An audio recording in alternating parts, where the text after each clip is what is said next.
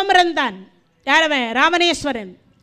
காட்சி கொடுத்தார் சிவபெருமான். காட்சி கொடுத்து அடுத்த வினாடி பார்த்தார், பெற்ற தாய் தன்னை மக மறந்தாலும், பிள்ளையை பெறும் தாய் மறந்தாலும், உற்ற தேகத்தை உயிர் மறந்தாலும், உயிரை மேவிய உடல் மறந்தாலும், கற்ற நெஞ்சகம் கலை மறந்தாலும், கண்கள் நின்று இமைப்பது மறந்தாலும், நற்றவத்துரு உள்ளிருந்தோங்கும் நமச்சிவாயத்தை நான் மறவேனே. அப்பேற்பட்ட சிவபெருமான் காட்சி கொடுத்தார். காட்சி கொடுத்து அடுத்த வினாடி, அப்பா ராவணா என்ன வேணும்? ஈஸ்வர பட்டம் வேணும். அது கொடுத்தேன். அடுத்து என்ன வேணும்? சுவாமி என் இலங்கை அழியாமல் இருக்கணும். அப்படியா? சரி, என்ன வேணும் கேளு. உங்கள் இதயத்தை லிங்கமாக்கி கொடுங்கோ. உங்கள் இதயத்தை லிங்கமாக்கி கொடுங்கோன்னு கேட்டார். சிவபெருமான் தன்னுடைய இதயத்தை வெளியில் எடுத்து சிவலிங்கமாக்கி ராவணா இந்தான்னார். அந்த லிங்கத்திற்கு பெயர் ஆத்மலிங்கம்னு பேர். 51 சக்தி பீடத்தில் அதுவும் ஒன்று. கர்நாடக மாநிலம் ஜூப்ளி என்று சொல்லக்கூடிய இடத்திலிருந்து 105 கிலோமீட்டர் தொலைவில் இருக்கக்கூடிய கோகர்ண ஈஸ்வரர் என்பது அதனுடைய நாமம். வாழ்க்கையில் ஒரு முறையாவது அவரை போய் பார்க்கணும். ஏன்? சிவபெருமான் இதயத்தை பார்ப்பது எவ்வளவு அரிது. 1000 வருஷம் தவம் இருக்கணும். நம்மால் முடியுமா?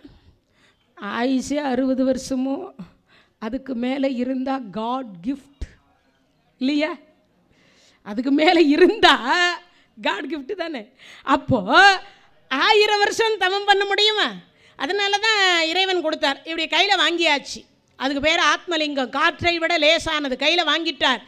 ராவணா நில், சொல்லுங்க சுவாமி, இலங்கைக்கு கொண்டு போகிற வழியில் எங்கேயும் வழியில் வச்சுடாதே, வச்சுக்கணானா அங்கேயே செட் ஆகிடுவேன். அப்படியா சுவாமி? சரி. இவன் கொண்டு போயிட்டே இருக்கான். ஏற்கனவே இவன் ஆட்சி எப்படி இருக்குதுன்னா, குரங்குக்கு கல் வாத்தது போலகுது. குரங்கு என்ன பண்ணும்? மரத்துக்கு மரந்தாகும். அதுக்கு கொஞ்சம் மதுவை ஊற்றி விட்டீங்கன்னா இலைக்கு இலத்தாகும். இவன் காத்தால 8 மணிக்கு ஒரு சட்டம் போடுறான். என்ன தெரியுமா? இன்று எல்லோரும் வரி கட்ட வேண்டும், குடிநீர் வரி 1000 ரூபாய். 8 மணிக்கு சட்டம். 9 மணிக்கு சொன்னான், மழை பெய்து கொண்டே இருப்பதனால தண்ணீர் ஸ்டாக் இருக்கின்ற காரணத்தினால் வரி ரத்து செய்யப்படுகிறது அப்படின்னா மழை நின்று போச்சு. 10 மணிக்கு சட்டம் போடுறான். யாரெல்லாம் 11 மணிக்குள்ள 10,000 ரூபாய் குடிநீர் வரி கட்டுகிறீர்களோ அவர்களுக்கு 1 வருடம் தண்ணீர் இலவசம். இல்லை என்றால் தண்ணீர் ரத்து. எது? லைன் கட் பண்ணப்படும். 8லேருந்து 10க்குள்ளேயே இத்தனை சட்டம் போடுறான்னா அவன் ஆட்சியில் எவ்வளவு கொடுமையை மக்கள் அனுபவிச்சிருப்பாங்கன்னு பார்க்கணும். அதனால் இந்த 33 கோடி தேவர்கள் போய் சிவபெருமான் கிட்ட கேட்டாங்க, ஏன் ஐயா கொடுக்கக்கூடாதவன் கையில் ஆத்மலிங்கத்தை கொடுத்துருக்கிறீங்களே, 1000 ராமபெருமானாலும் இந்த இலங்கை என்று சொல்லக்கூடிய மாநகரத்தில் ராவணன் பெற்ற அந்த ஆத்மலிங்கத்தை வைத்து ஒரே ஒரு கரத்தினால் ஒரு கை தண்ணி ஊற்றிருந்தாலும் 1000 ராமராலேயோ 1000 ஆஞ்சநேயராலேயோ அந்த இலங்கையை அழிச்சிருக்க முடியாது, ராவணனையும் அழிச்சிருக்க முடியாது. அப்பேற்பட்டது அந்த ஆத்மலிங்கம். ஆனால் இலங்கைக்கு கொண்டு போகிறான். போகிற பொழுது பார்த்தார் 33 கோடி தேவர்கள் வணங்கினாங்க. வணங்கிய உடனே சிவபெருமான் சொல்கிறார், தடுத்தாட்கொள்றதுக்கே பேர் போனவன் என் பிள்ளை, முதல் பிள்ளை, அவனை வணங்குங்கோ, உங்கள் வேலெல்லாம் சரியாக போயிடும். வணங்கினாங்க. வணங்கி அடுத்த வினாடி பார்த்தாங்க, அப்பா என்ன வேணும்னார். சுவாமி அந்த கொண்டு போகிற ஆத்மலிங்கத்தை தடுத்து வைக்கணும். அப்படியா மாமா? யாரை? பெருமாளை கூப்பிட்டார். நீங்கள் அத்தையோட சீக்கிரமாக வாங்கும். வந்தார். மாமா அத்தை மாடா வரட்டும், நீங்கள் கண்ணுக்குட்டியாக வாங்க மாமா. மாடு மேய்க்கிற சிறுவனாக பிராமண பிள்ளையாக இவர் மாறிட்டார். மாறின அடுத்த வினாடி இப்படி போகிறாங்க. அடியே லட்சுமி, ஏன் மருமகனே, என் முன்னாடியே என் பொண்டாட்டியே அடியே லட்சுமின்னு கூப்பிட்றியே, நியாயமா இது?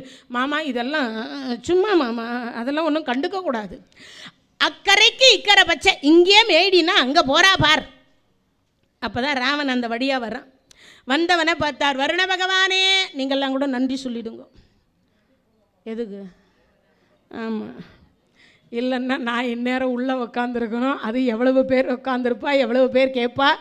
மழை பெய்யுது, நாளைக்கு பார்த்துக்கலாம். அப்படியா? ஏன் உங்கள் பிள்ளையார் மட்டும்தான்? அப்படியா? பத்தியா எவ்வளோ அந்த நிகழ்ச்சி கேட்கறதுக்காகவே இதுக்காகவே ஓங்கி ஒரு கைத்தட்டுங்க பார்க்கும். இல்லை, மழை வரக்கூடாது, இந்த நிகழ்ச்சியை நான் தொடர்ந்து கேட்கணும், அதுக்காகவே விடலை தேங்காய் போடுறேன், அதனால் பிள்ளையாரே மழை வரக்கூடாதுன்னு வேண்டியிருக்கான்னா அது எவ்வளோ பெரிய விஷயம் இல்லையா? இல்லையா? அந்த கேட்கணும் என்கின்ற ஆர்வம் இருக்கு இல்லையா? அதுவே பெரிய விஷயம் தானே. அதனால தான் உங்கள் பிள்ளையார் வர வைக்கலை. ஆமாம், நான் வீடு போய் சேர்ற வரைக்கும் சொல்லிடுங்க, நான் வீடு போய் சேர்ற வரைக்கும் வரவேன். நாளைக்கு வேண்டி இருக்கிறீங்க, அவர் தரமாட்டாரா? நாளைக்கு வரைக்கும் சொல்லிட்டார். ஆமாம், அதை தான் நானும் சொல்கிறேன். அதனால் அவரும் வரமாட்டேன்னு சொல்லிட்டார். வர்ண பகவான்கிட்ட சொல்லி வச்சுட்ருக்கார். அதனால் வர்ண பகவான் அவ்வளோ சீக்கிரம் வரமாட்டார். இப்போ வர்ண பகவானை கூப்பிட்றார். பிள்ளையார் கூப்பிட்ட உடனே ஓடோடி வந்தார். சுவாமி வணக்கம்னார். ஒன்றும் இல்லை, அவன் மூச்சு காற்று வழியாக போய் என் வயிறு எவ்வளவு பறிச்சிருக்கான், அவன் வயிறையும் இவ்வளவு பறிச்சாக்குன்னார். மூச்சு காற்று வழியாக வர்ண பகவான் உள்ளே போனார். இப்போவும் பார்த்திங்கன்னா இதுதான் இயற்கையினுடைய சுபாவம். வெயில் காலத்தில் காத்தால் போனால் மறுபடியும் ராத்திரிக்கு போவோம் இதுக்கு. ஆமாம், ஆத்திரத்தை அடக்கினாலும் அடக்கலாம், இதெல்லாம் அடக்க முடியாது. அதனால் உண்டா, அது காலையில் போனால் சாயங்காலம். ஆனால் அதே மழை 4 தூறல் தூரட்டுமே. ஆமாம், 10 நிமிஷத்துக்கு ஒரு வாட்டி அப்படி போயிட்டு வருவோம். இப்போ மூச்சு காற்று உள்ளே போச்சு, எதை வர்ண பகவான் போன உடனே வயிறு பெருசாகிடுச்சு. கையில் சிவலிங்கம், எப்படி சிறுநீர் கழிப்பது யோசிக்கிறார். பார்த்தார், யாராவது இருந்தால் கொடுத்துட்டு போகலாமே, யாராவது இருந்தால் கொடுத்துட்டு போகலாமே. ஏன்னா கீழே வச்சாதான் செட்டில் ஆகிடுவேன்னு சொல்லிட்டாரு. அக்ரிமெண்ட் போட்ட மாதிரி, காங்கிரீட் போட்ட மாதிரி செட் ஆகிடுவேன்னு சொன்னதுனால பார்த்தார், பிராமண பிள்ளை நான் அப்படி போயிட்டு வந்துடுறேன், அவசரம், அதனால் கொஞ்சம் பிடிச்சி வச்சுக்கோ, இது ஆத்மலிங்கம். இவர் பார்த்தா 10 தலை 20 கை, இது ரொம்ப வெயிட்டாக இருக்கும் போல இருக்கே. அதெல்லாம் இல்லை, ரொம்ப லேசாக இருப்பார். சரி, நான் 3 முறை கூப்பிடுவேன், அதுக்குள்ளே வந்துடணும். சரி, இவருக்கோ வாங்கிக்கிட்டா போதும்னு இருக்கு, வயிறு வெடிச்சு போயிடும் போல இருக்கு, அதனால வாங்கிக்கிட்டார். அவர் 3 அடி எடுத்து வைக்க, ஐயா ஐயா ஐயா வச்சுட்டார், கீழே வச்சுட்டார். வச்ச உடனே பார்த்தார் சிவபெருமான், நமக்கு இங்கே தான் இடம் பர்மனன்ட் பொழுகுது. நம்ம பையன் அவன் கையாலேயே வாங்கி, அப்பா நீங்கள் பர்மனண்ட்டாக இங்கே இருந்துருங்கோப்பா, இலங்கைக்கு போகாதீங்கோப்பான்னு சொல்லிட்டார். அதனால் என் பையன் வாக்கு எனக்கு இது வேத வாக்குன்னு சிவபெருமான் அங்கேயே செட்டில் ஆகிட்டார். இவனோ காலை கடனை முடிக்கிற மாதிரி அங்கே போனே ஆத்தோரமாக போய் காலை கடன் எல்லாம் முடிச்சு மாதிரி அதை குடிச்சிட்டு கை காலை அலம்பிட்டு பயபக்தியோடு வந்து பார்த்தா பிள்ளையார் எதை வச்சிருக்கிறார், சிவலிங்கத்தை கீழே வச்சுட்டார். ஐயா பிராமண பிள்ளை 1000 வருஷம் தவம் பண்ணி 9 தலையை வெட்டி யாக குண்டத்தில் போட்டு 10வது தலையை வெட்டுகிற பொழுதுதான் சிவபெருமான் காட்சியே கொடுத்தார். இப்படி அப்படி வாங்கின சிவலிங்கத்தை இப்படி ஒரு நிமிஷத்துக்குள்ள கீழே வச்சுட்டியே. சரி, நமக்கு தான் பலம் 16,000 யானை பலம். எவ்வளவு? ஒரு யானை பலம் இல்லை, 16,000 யானை பலம். அவ்வளவு பலம் இருக்கே, 20 கரம் இருக்கே, எடுத்துள்ளான்னு இப்படி எடுக்கிறார். அது காதுனுடைய வளவள, காது பார்த்தீங்கன்னா பசுவினுடைய காது ரொம்ப சாஃப்டாக வளவளன்னு இருக்கும். பசுவின் காது தொட்டு பாருங்க, வளவளன்னு இருக்கும் அதனுடைய வளவளப்பு. அதனால் அது காது எது பசுவினுடைய காது மாதிரி வழுக்கிக்கிட்டே போகுது.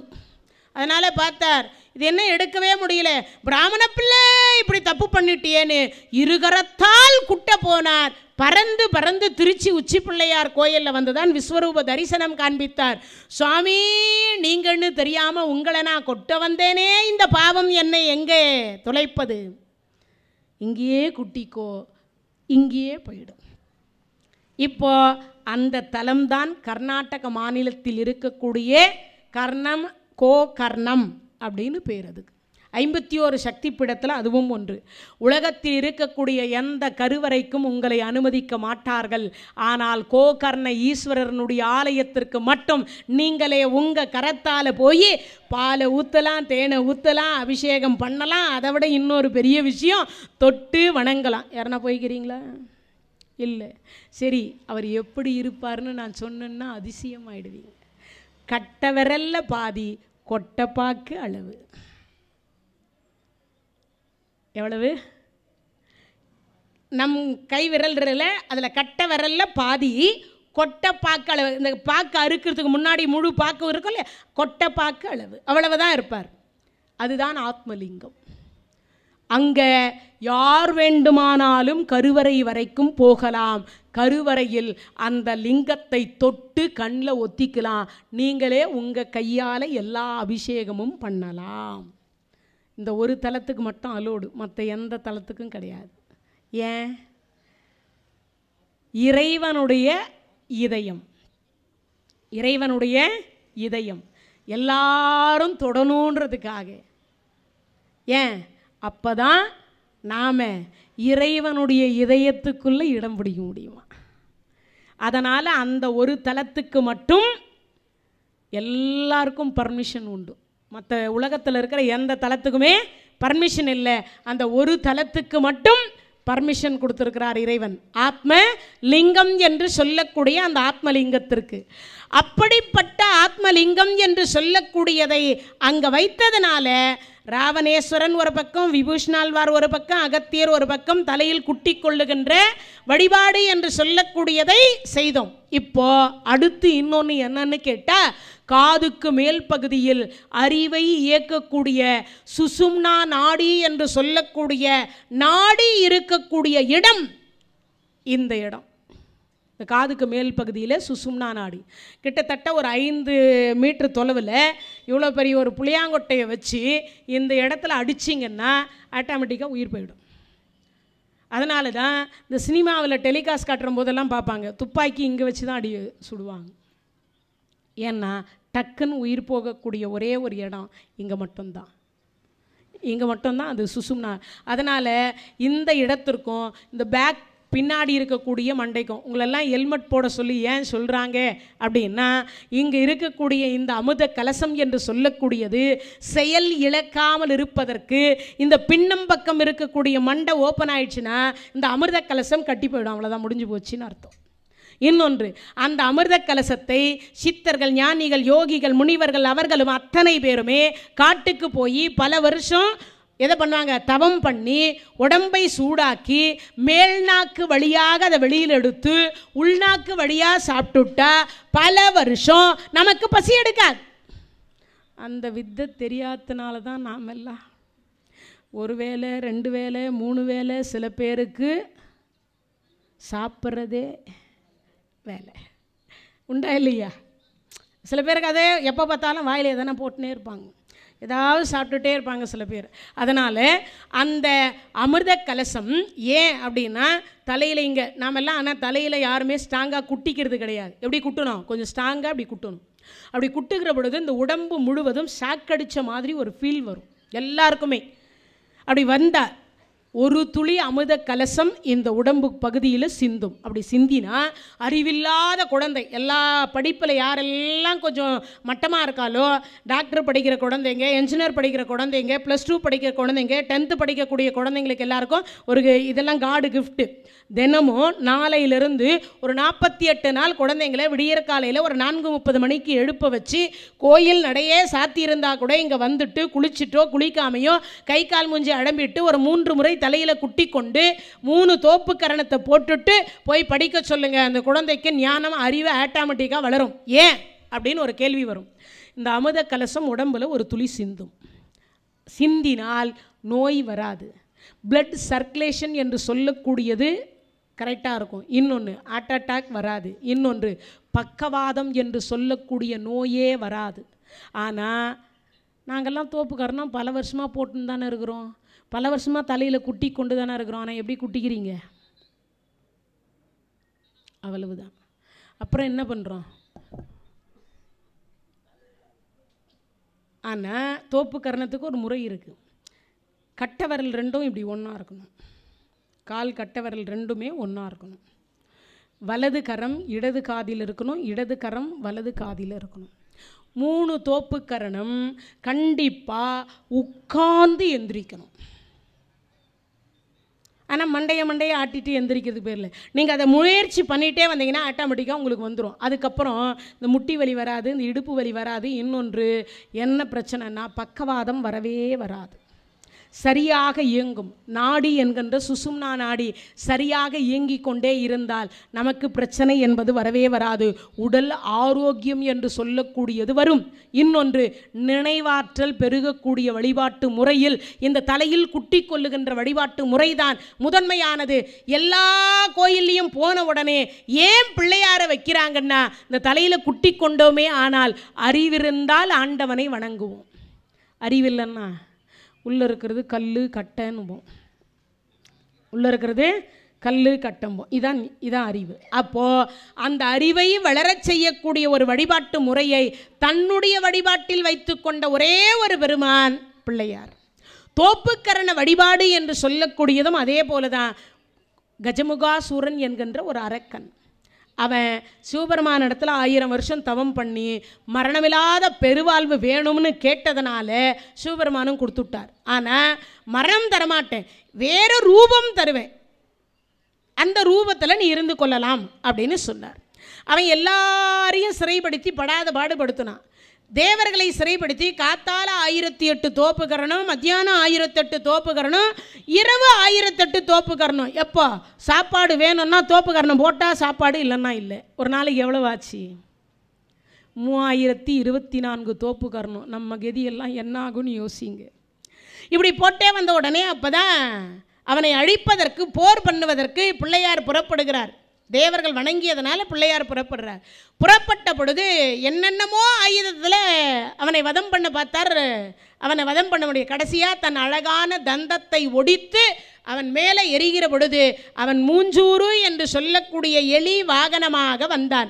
பார்க்கறதுக்கு அழகாக இருக்கேன்னு அது மேலே ஏறி சவாரி செய்ய ஆரம்பித்தார். அந்த கஜமுகாசுரன் தான் மூஞ்சூறு வாகனமாக, சுண்டெலி வாகனம்னு சொல்கிறோம் இல்லையா, எலி வாகனமாக வந்தார். அப்போ அழகாக இருந்த தந்தத்தை ஒடிச்சது எதில்? அந்த கஜமுகாசுரனை வதம் செய்வதற்கு 2வது முறையாக நீடாழி உலகத்து மறை நாளோடு 5 நிலை நிற்கவே வாடாத தவவாய்மை முனிராஜன் மாபாரதம் சொன்னனால் ஏடாக மாமேறு வெற்பாக அங்கூர் எடுத்தானிதன் கோடாக எழுதும் பிரானை பணிந்து அன்பு கூர்வாமரோ. இதுதான் மகாபாரதத்தினுடைய முதல் செய்யுள். மகாபாரதத்தை எழுதி கொடுத்த ஒரு பெருமான் பிள்ளையார். இல்லைன்னா நமக்கு என்ன இல்லை? மகாபாரதம் இல்லை. வியாச பகவான் யாரை வச்சு எழுதுறதுன்னு கடைசியில் பிள்ளையாரை வச்சு தான் எழுதினார். அப்படி எழுதும் பொழுது அந்த எழுத்தாணி மேலே, ஏன்னா பிள்ளையார் பிறந்தன்னைக்கு வந்த சனீஸ்வர பகவான் தினமும் போய் பிள்ளையார்கிட்ட கேட்டார், அப்பாயின்மெண்ட் கொடுங்க சாமி, எல்லாரையும் பிடிச்சிட்டேன் சாமி, உங்கள் அப்பாவை கூட பிடிச்சேன் சாமி, ஆனால் உங்களை மட்டும் பிடிக்க முடியல சுவாமி. அப்படியா, நாளைக்கு வா. இப்படியே போயிட்டே இருந்தது. ஒரு நாள், சுவாமி உங்களை விட்டு நான் போக மாட்டேன்னு எதிர்க்க உக்காண்டார். நாளைக்கு விநாயகர் சதுர்த்தி எதிர்க்க உட்காந்தா என்ன ஆகும் பார்த்தார். அப்படியா, சரி 2 பேரும் சேர்ந்து ஒரு அக்ரிமெண்ட் போட்டுப்போம். அக்ரிமெண்ட்டா? ஆமாம். என்ன அக்ரிமெண்ட்டு? நான் பேப்பர் கொண்டு வரல, பேனா கொண்டு வரல, அதெல்லாம் யார் கேட்டா, நானே தரேன் வா அப்படின்னார். சரி கொடுக்குறார். 3 முறை தந்தத்தை ஒடிச்சதுனால அது வளரல. இப்போது எழுத்தாணி இல்லை, பேப்பர் இல்லை. நீ ஒன்றும் கவலைப்படாத, எழுத்தாணியும் நானே தரேன், எதை பேப்பரும் நானே தரேன்னார். என் முதுக பேப்பராக பயன்படுத்திக்கோ, எழுத்தாணி என் தந்தத்தை ஒடிச்சு தரேன்னு ஒடிச்சு கொடுத்தார். அறிவில்லாத சனீஸ்வரர் என்ன எழுதுறதுன்னார். நாளை வா. நாமெல்லாம் போன முகத்தை காட்டுகின்ற பிள்ளையார் சனீஸ்வரர் போனா முதுகு நீ தானே எழுதுன? ஆமாம். அக்ரிமெண்ட் கரெக்டு தானே? ஆமாம். நாளைக்கு வா, நாளைக்கு வா, இன்று போய் நாளை வா, இன்று போய் நாளை வான்னு இன்னை வரைக்கும் பிடிக்கலையாம். இப்படியே போயிட்டு இருக்கும்போது அப்போ தான் பார்த்தார், சரி நாளைக்கு கண்டிப்பாக அப்பாயின்மெண்ட் தரையா இல்லையா, இல்லைன்னா நான் இங்கேருந்து போக மாட்டேன், என்னை நல்லா ஏமாற்றிட்டேன். சரி சரி போனால் போது எனக்கு எதிர்த்தாப்பில் ஒருத்தன் சும்மாவே இருக்கிறான், அவனுக்கு சனிக்கிழமானா மட்டும்தான் வேலை, அவனை பிடிச்சிட்டு வந்தால் நான் உனக்கு நேரம் கொடுத்துட்றேன்னார்.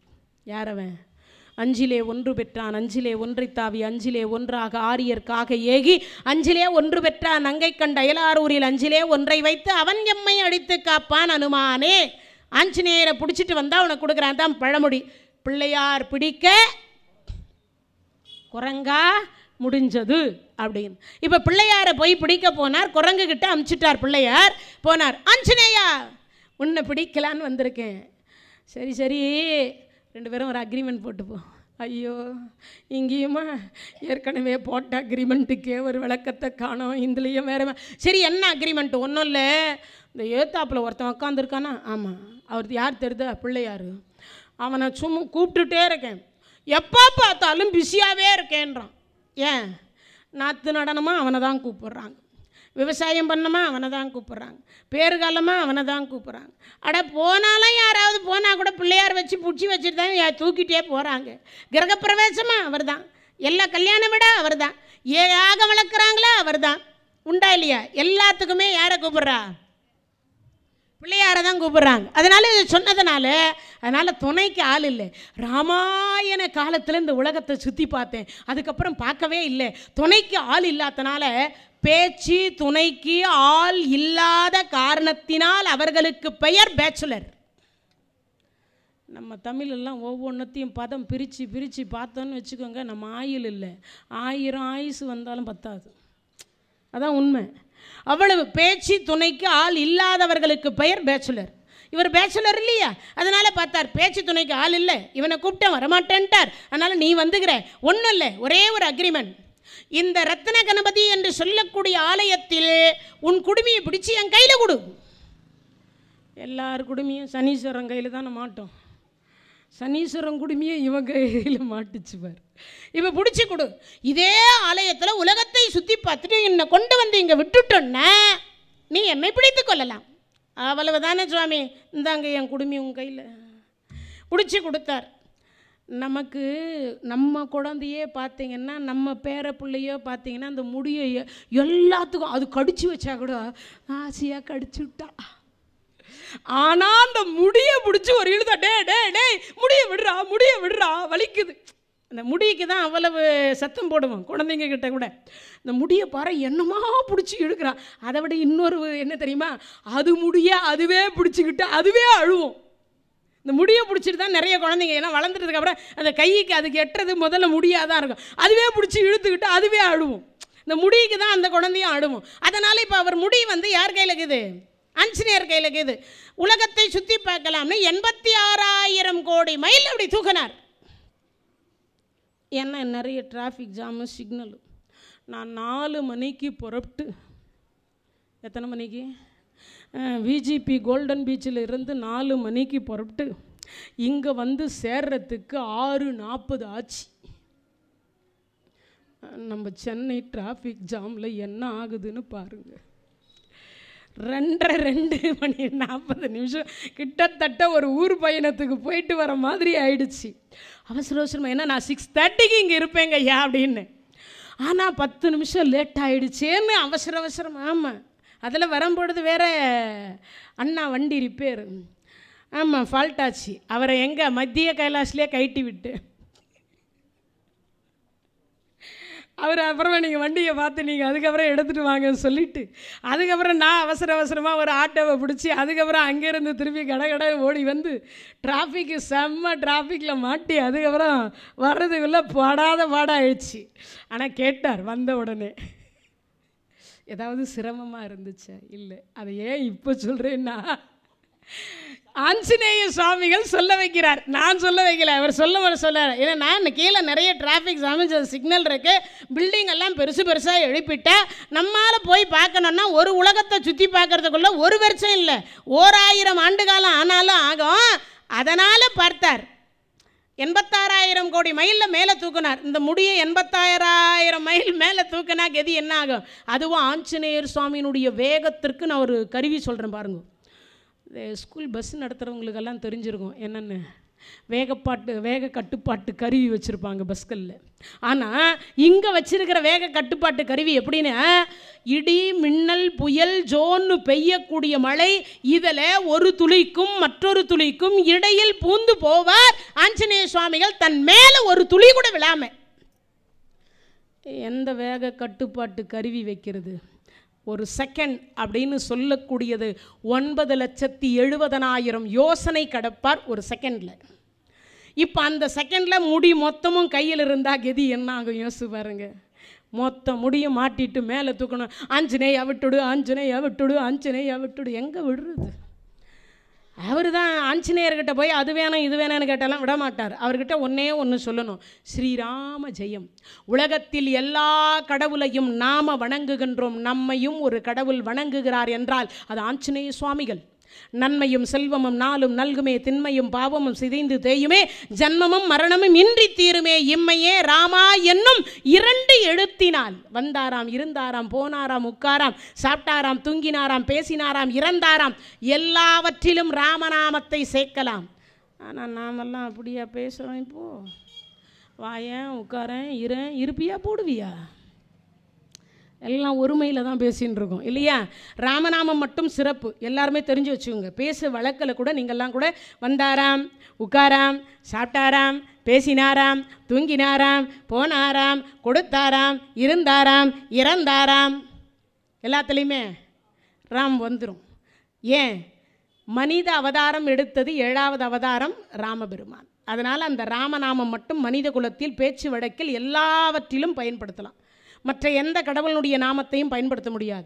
நன்மையும் செல்வமும் நாளும் நல்குமே, திண்மையும் பாவமும் சிதைந்து தேயுமே, ஜன்மமும் மரணமும் இன்றி தீருமே, இம்மையே ராமா என்னும் 2 எழுத்தினார். அப்பேற்பட்ட நாமம் ராமநாமத்தை சொன்னால் நம்மையும் ஒரு கடவுள் வணங்குறாருன்னா அது ஆஞ்சநேய சுவாமிகள். அடுத்த வினாடி பார்த்தீங்கன்னா யோசிச்சார், ஆஹா இவர்கிட்ட ஸ்ரீராம ஜெயம் தானே சொல்லணும்னு. 86,000 கோடி மைலில் போனவர் ஸ்ரீராம ஜெயம் ஸ்ரீராம ஜெயம். ஆஹா இங்கே கூட வந்து எவனோ என் கடவுள் நாமத்தை சொல்கிறாரு, யாரா இருக்குன்னு திரும்பி பார்த்தா கீழே இருக்கிற சனீஸ்வரர்.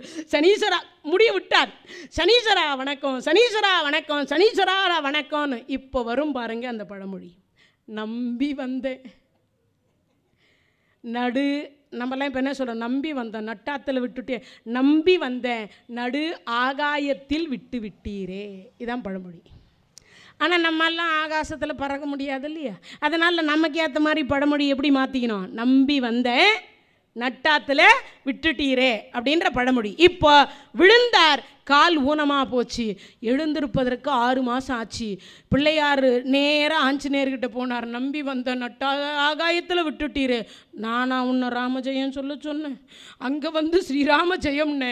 நான் வேறு வழியில் ராமநாமத்தை, ஏன்னா ஆஞ்சநேய சுவாமியரை போன்று பக்தி யாருக்கும் கிடையாது. ராமர் கடைசியாக 11,000 ஆண்டு காலம் முடிந்து விட்டு வைகுந்தத்துக்கு புறப்படுறார். ஆஞ்சநேயா புறப்படுன்னார். ராமர் சுவாமி அங்கே அது இருக்குமான்னார். எது? ராமநாமம் இருக்கு இல்லை, அங்கே என்ன இருக்கும்? கோவிந்தா நாராயணா 2 தான். அப்போ ராம இருக்காது, இங்கே மட்டும்தான் அது. அப்படியா? நீங்கள் போங்க, நான் வரல.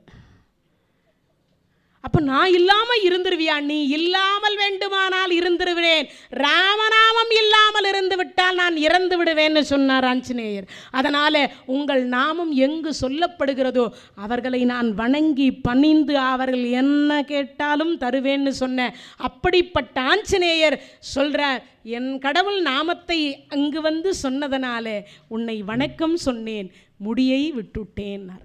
இப்போ அக்ரிமெண்ட் கேன்சல் ஆயிடுச்சா? இப்போ ஆஞ்சநேயர் கேட்குறார், என்ன பிடிக்க சொல்லி உனக்கு எவன் சொன்னான்? அவர் தான் சொன்னார். அவரை இப்போ பிடிக்கலையா? சுவாமி கை காமிச்சு நீங்களே பிடிக்கிறீங்கன்னா அவர் எப்படி இருப்பார்? அவரால் ஏற்கனவே 2 காலு போச்சு, இப்போ ஒரு முறை மேலேருந்து கீழே விழுந்து மறுபடியும் போச்சு, இன்னொரு முறை நான் ரிஸ்க் எடுக்க விரும்பலை. அதனால் உங்கள் 2 பேருடைய பக்தர்களுக்கு 7.5 சனி, அஷ்டமத்து சனி, அஷ்டோத்திர சனி, எந்த சனியாக இருந்தாலும் 7.5 நொடியில் விட்டு விடுகிறேன். உங்கள் பக்தர்களுக்கு, உங்கள் நாமம் சொல்லக்கூடியவர்களுக்கு, உங்களை வழிபாடு செய்யக்கூடியவர்களுக்கு 7.5 நிமிஷத்துக்குள்ளே நான் விட்டு விடுறேன்னு வரம் கொடுத்து விட்டு போனார். அப்படி இந்த குட்டி கொல்லுகிற வழிபாடு, தோப்புக்கரண வழிபாடு என்று சொல்லக்கூடியது திருமாலாக இருக்கக்கூடிய பெருமாள் செய்தார். அதே மாதிரி கஜமுகாசுரன் இடத்துல 3024 தோப்புக்கரணத்தை போட்டதனால அந்த கஜமுகாசுரனை வதம் செய்து முடித்த உடனே 33 கோடி தேவர்களும் வந்து, சுவாமி அந்த அசுரனுக்கே 3024 தோப்புக்கரணம் போட்டோமே, அந்த தோப்புக்கரணத்தை தங்களுக்கு போடுகிறோம்னு ஆரம்பித்தாங்க. 3 போட்ட உடனே விநாயகர் சொன்னார், அவன் அசுரன், அவனிடத்தில் அவ்வளவு போடலாம், நான் தெய்வம், 3 போட்டா போதும்னார். நான் தெய்வம், அதனால் 3 போட்டால் போதும் என்று சொன்னார். அப்படிப்பட்ட ஒரு சிறப்பு எது? இந்த பிள்ளையார் வழிபாடு என்று சொல்லக்கூடிய தலையில் குட்டி கொள்ளுகிற வழிபாடு, தோப்புக்கரண வழிபாடு, அதே போல் அருகம்புல் சாற்றுவது, வன்னிய இலை சாற்றுவது, பிறந்த அன்றைய தினத்திலேயே தன்னுடைய உருவத்தை மாற்றி அமைத்து கொள்ளுவது. அப்போ இதெல்லாம் எவ்வளவு விசேஷம். மற்ற எந்த கடவுளுக்குமே இந்த வரலாறுகள் எல்லாம் இல்லை, இந்த வழிபாட்டு முறைகள் எல்லாம் கிடையாது. எந்த கடவுளுக்காவது இந்த வழிபாட்டு முறைகள் எல்லாம் உண்டா? கிடையாது. ஆனால் பிள்ளையாருக்கு மட்டும் ஏன் உண்டு அப்படின்னா, பிள்ளையார் வணங்கிவிட்டால் சிவனை வணங்கிய புண்ணியம், திருமாலை வணங்கிய புண்ணியம், 8 லட்சுமிகளை வணங்கிய புண்ணியம், சரஸ்வதியை வணங்கிய புண்ணியம், பிரம்மதேவரை வணங்கிய புண்ணியம், முருகப்பெருமானை வணங்கிய புண்ணியம், ராம ஆஞ்சநேய சுவாமிகளை வணங்கிய புண்ணியம் அனைத்தும் ஒரே சேர கொடுக்கக்கூடிய ஒரு கடவுள் அப்படின்னா அது பிள்ளையார்.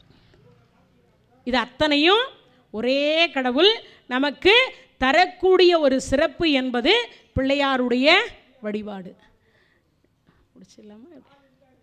அதனால் முடிஞ்ச வரைக்குமோ நமக்கு எப்பெல்லாம் நேரம் கிடைக்கிறதோ அப்பெல்லாம் நீங்கள் அனைவருமே செய்ய வேண்டிய ஒன்றே ஒன்று, திருப்பதிக்கு நடப்பயணம் போகிறீங்களோ இல்லை எது அப்புறம் திருச்செந்தூருக்கு இல்லை பழனிக்கு பாத யாத்திரை போகிறது, அப்புறமா பார்த்திங்கன்னா ஐயப்ப சுவாமி கோயிலுக்கு மாலை போட்டுட்டு போகிறது, அப்புறம் நான் அந்த கோயிலுக்கு விரதம் இருக்கிறேன், இந்த கோயிலுக்கு விரதம் இருக்கிறேன்றதுக்கு எல்லாத்துக்கும் ஒரு பழமொழி சொல்கிறேன், கேட்டுக்கோங்க.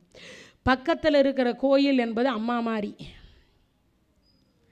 இந்த நம்மெல்லாம் விரதம் இருந்து நடப்பயணமாக போகிறதுன்றதெல்லாம் பக்கத்து வீட்டுக்கார் மாதிரி. அதுக்கு ஒரு பழமொழி நான் சொல்லலை, கும்பகோணத்தில் இருக்கிற ஒரு சின்ன வரலாற்றை சொல்லி இந்த நிகழ்ச்சியை நிறைவு செய்கிறேன். கும்பகோணத்தில் இருக்கிற கும்பேஸ்வரருக்கு எப்போவுமே பசு தானம் பண்ணுவாங்களாம். நேரடியாக சிவபெருமானே வாங்குவாராம், அங்கே இருக்கிற சிவபெருமான். அப்பெல்லாம் இங்கேருந்து நம்ம சென்னையில் இருந்தோம், எங்கேருந்தோ ஒருத்தர் போனார். அம்மா கணவர் இறந்துட்டதுக்கப்புறம் ஒரே பல்ல அம்மா ரொம்ப கஷ்டப்பட்டு அந்த பிள்ளையை வளர்த்தா.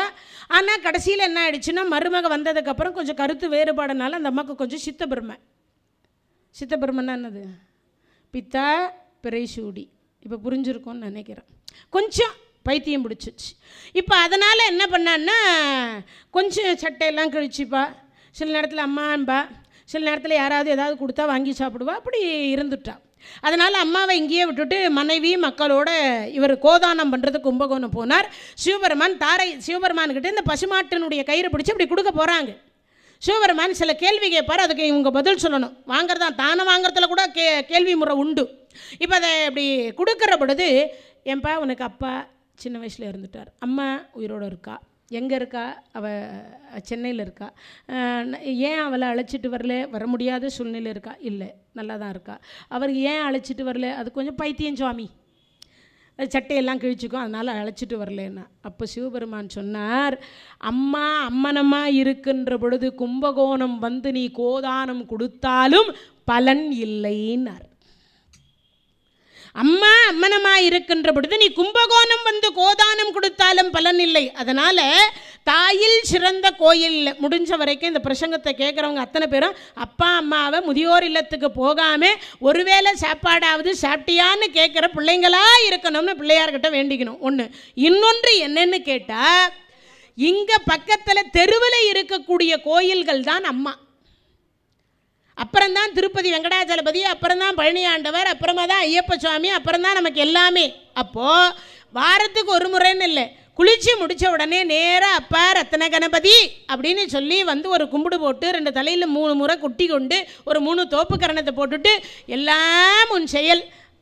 கொடுக்கறது எதுவாக இருந்தாலும் தனம் தரும், கல்வி தரும், ஒரு நாளும் தளர்வரியா மனம் தரும், நெஞ்சில் வஞ்சமில்லா இனம் தரும், நல்லன எல்லாம் தரும். உலகத்தில் எத்தனை கோடி நல்லதுக்குதோ அதெல்லாம் எனக்கு கொடு.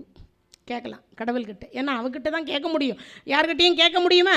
யார்கிட்டையும் கேட்டாலாவது நம்மளெல்லாம் வேறு மாதிரி நினச்சிப்பா. ஆனால் அங்கே எத்தனை முறை போய் கேட்டிங்கனாலும் என்ன சொல்ல மாட்டா? கொடுக்க மாட்டேன்னு எல்லாம் சொல்ல மாட்டார், எவ்வளவு கேட்டாலும் கொடுப்பார். அதனால் முடிஞ்ச வரைக்கும் எல்லா அடியார் பெருமக்களும் பக்கத்தில் இருக்கக்கூடிய தன்னுடைய தெருவில் இருக்கக்கூடிய இறைவனை முதல்ல வணங்க கற்றுக்கோங்க. அதுவும் தினமும் வணங்க கற்றுக்கோங்க. ஒன்றும் இல்லை, ஒரு அகல் விளக்கேற்றுங்கோ, இல்லை ஒரு பால் வாங்கி கொடுங்கோ, ஒரு தயிர் வாங்கி கொடுங்கோ, ஒரு பஞ்சாமிர்தம் பண்ணி கொடுங்கோ. ஒன்றுமே இல்லைன்னாலும் ஒன்றுமே இல்லைன்னாலும் இருக்க இடம் கொடுத்து உண்ண உணவு கொடுத்து அரிய ஒரு பிறவியாக கொடுத்து அடுத்த பிறவி எப்பிறவி வாய்க்குமோ தெரியாது இறைவா. அதனால் இப்பிறவி கொடுத்ததற்கு, அதுவும் எது, கூன் குருடு செவிடு பேடு நீங்கி பிறக்க வைத்திருப்பதற்கு உனக்கு நன்றினாவது சொல்லிட்டு போங்கோ. அப்படி செய்தீர்கள் ஆனால் நிச்சயமாக வாழ்நாள் அடைவர் வறுமையுளார் நன் மனை மக்கள் பொன் பூன் ஆள் இடம் புகழ் போதும் பெறுவ பின்மையொன்றும் காணா நின்னாமம் கருதுகின்றோம் ஒற்றை கண்முதல் பார் மானார்வ உற்ற மயிலே வடிவுடை மாணிக்கமே. 16 வகையான செல்வத்தை வள்ளலார் பெருமான் சொல்லுகிறார். எல்லா எல்லா நவரத்தனமும் பூமியில் புதைச்சி வச்சா கருத்து போயிடுமா. ஆனால் அந்த மாணிக்கம் மட்டும் 1,00,000 வருஷம் கூட பூமியிலிருந்து மேலே எடுத்த உடனே தண்ணி விட்டு கழுவுனா மாணிக்கம் மாதிரியே இருக்குமா, வேற எதுவாகவுமே இருக்காது. அப்பேற்பட்ட ஒரு சிறப்பு மாணிக்கத்திற்கு உண்டு. அதனால் மாணிக்கம் மட்டும் எப்படி கருத்து போகாமல் இருக்கிறதோ அதுபோல் உள்ளே இருக்கிற கடவுளும் நமக்கு என்னது, எடுக்க எடுக்க குறையாத கொடுத்து கொண்டே இருக்கக்கூடிய மாணிக்கமாக இருக்கின்றார். அதனால் முடிஞ்ச வரைக்கும் பக்கத்தில் இருக்கிற எல்லா கோயில்களையும் பராமரிப்பு செய்யுங்க. முடிஞ்ச வரைக்கும் தூய்மையாக வைத்துக்கொள்ளுங்கள். முடிஞ்ச வரைக்கும் நேரம் கிடைக்கின்ற பொழுதெல்லாம் வந்து கையெடுத்து கும்பிட்டு வணங்குங்கள். இறைவன் கொடுப்பதை எவராலையும் தடுக்க முடியாது. இறைவன் தடுப்பதை யாராலையும் கொடுக்க முடியாது. இது மட்டுமே நிஜம். அதனால் ஆண்டவன் கொடுக்கக்கூடியவன், ஆண்டவன் எடுக்கக்கூடியவன் அல்ல. ஏதாவது ஒரு கடவுளை நிச்சயமாக வணங்கி இறை பாதத்தில் நாம் எல்லாம் முக்தியடைய வேண்டும் என்று கேட்டுக்கொண்டு இவ்வளவு நேரம் இந்த நிகழ்ச்சியை கேட்டுக்கொண்டிருந்த அத்தனை அடியார் பெருமக்களுக்கும் எல்லாம் வல்ல எந்த ரத்தன விநாயக பெருமானாக இருக்கக்கூடியவர் நோயற்ற வாழ்வே குறைவற்ற செல்வம். ஏன்னா இன்னைக்கு அதுதான் ரொம்ப பிரதானமாக இருக்கின்றது. அதனால் அந்த நோயற்ற வாழ்வு. அதே போல் ஒன்று விஷயத்தை சொல்லினோம், விநாயகர் அகவல் பாடி கொடுத்த அவை சீதக்கலப செந்தாமரைப்பும் பாதச்சிலமும் பலையிசை பாட பொன்னரை நானும் பூந்துகில் ஆடையும் வண்ண மரங்கில் வளர்த்த அழகு எரிப்ப பேழை வயிறும் பெரும்பாட கோடும் வேலமுகமும் விலங்கு செந்தூரமும் என்று சொல்லி அந்த அகவல் பாடிய அவ்வை பிராட்டியாரை நாளைய தினத்தில் ஒரு நிமிடம் சேர்த்து நினைத்து கொண்டா. என்ன அவசர அவசரமாக பூஜை பண்ணாலாம். அப்படி பூஜை பண்ண உடனே பிள்ளையார் கேட்டாராம், என்னம்மா அவ்வளவு அவசரம்னாராம்.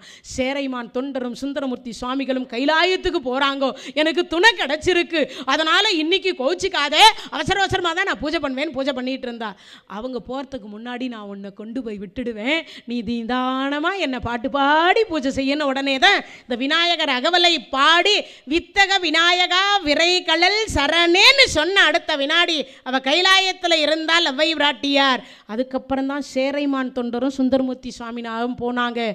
அம்மா அவ்வையாரே நீ எப்படி இங்கே வந்தேன்னார்.